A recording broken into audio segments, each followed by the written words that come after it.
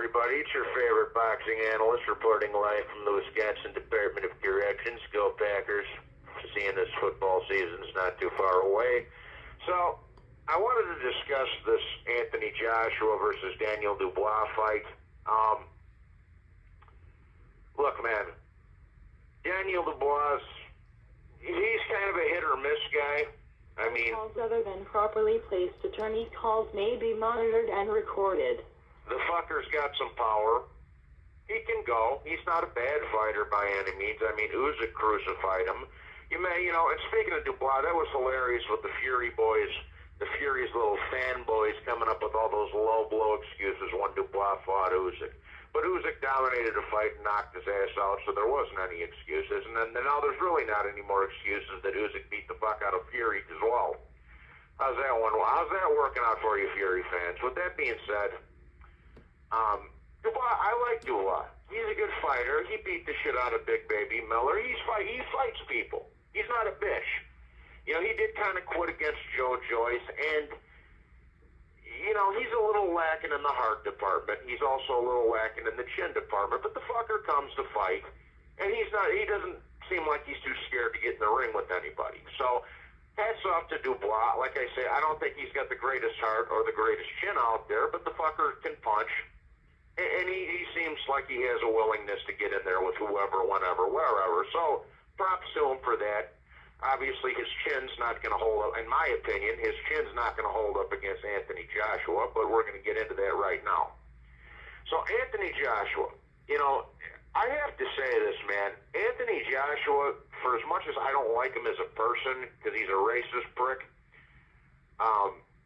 he's a damn good fighter. He really is a damn good fighter. I mean, I understand that a lot of these guys that he's fought were past their prime, specifically Vladimir and Povetkin, and I think those fights would have turned out a little bit differently had those guys been a little bit younger. But with that being said, it doesn't change the fact that the guy's still a very good fighter, man. He's a two-time heavyweight champ, unified heavyweight world champion, and this fight, even though it shouldn't be, is for the vacant IBF heavyweight title. How they can strip Usyk and Fury for the undisputed status is beyond ridiculous. It reminds me of what they did to Crawford right after he beat Spence. They stripped him almost immediately. He got his undisputed status, didn't give him a chance to defend the undisputed status, and they stripped him right away. And here's my whole gripe with this fight. I don't have a problem with the fight so much itself. I think it's actually not too bad of a fight. The problem I have with it is if you're going to take away the undisputed status of Alexander Usyk in his rematch with Tyson Fury, make Anthony Joshua fight Zhilei Zhang, or make him fight a rematch with Joseph Parker, the number 4 and number 5 heavyweights in the world, whereas Anthony Joshua is the number 3 in my opinion, right? Make him fight Parker in a rematch, who's obviously we know Joseph Parker's had a great career resurgence as of recently. He beat Deontay Wilder, and then he beat Zhilei Zhang. Zhilei Zhang beat the shit out of Joe Joyce twice, who was in the top 5 at the time, lost a very close split decision to Joseph Parker, in which he dropped him twice, and then went on to beat the fuck out of Deontay Wilder himself.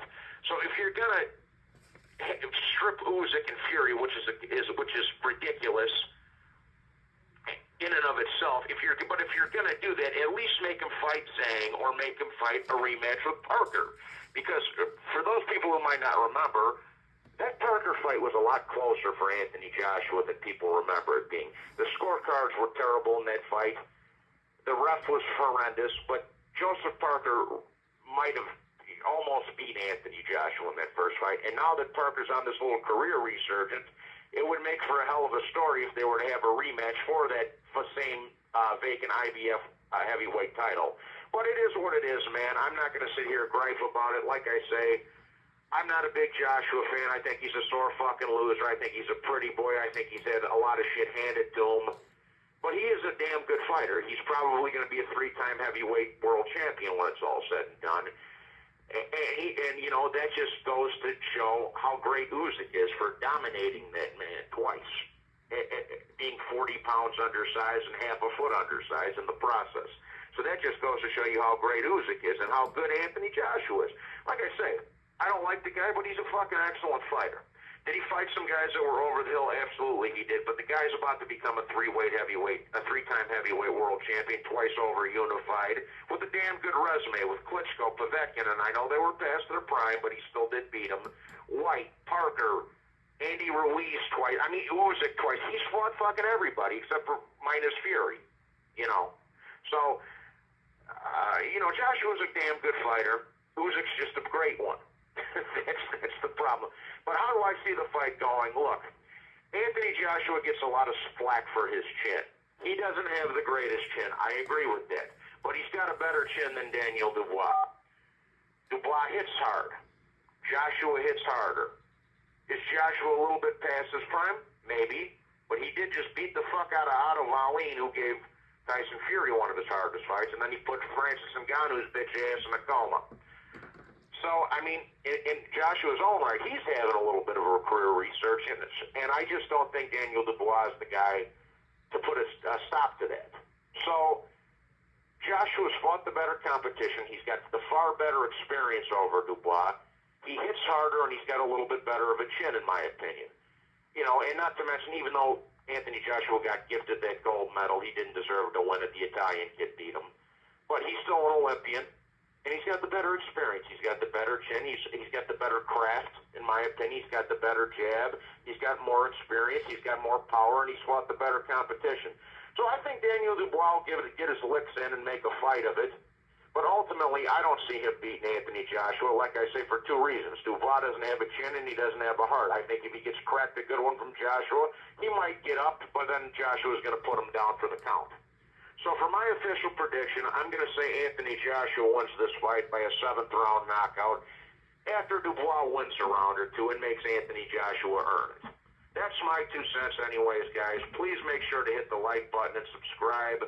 God bless you all. And if you feel like donating, get the cash app for Mr. B or Tyler Miller or one of my close compadres on here, or hit the super thanks. I would very greatly appreciate it while I'm currently locked down. But I got Anthony Joshua, mid-round knockout after a little bit of a struggle against the game Daniel Dubois. That being said, God bless you all. I hope you all have a wonderful day, and I'll talk to you on the next one. Bye-bye. Take care. Done.